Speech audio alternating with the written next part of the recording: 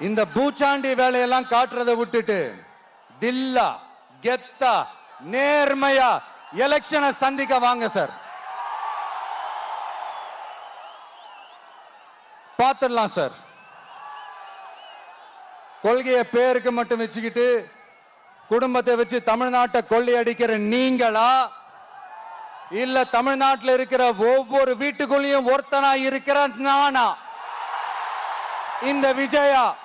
பார்த்துடலாம் சார்.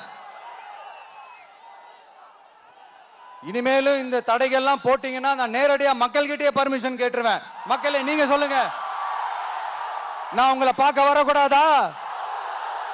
நான் உங்களோட பேசக்கூடாதா? உங்க குறைகளை நான் கேட்க கூடாதா?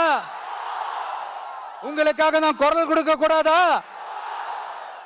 இப்படி நமக்கு தடையா போடுறாங்களே, இந்த திமுக அரசு மறுபடியும் ஆட்சிக்கு வரணுமா?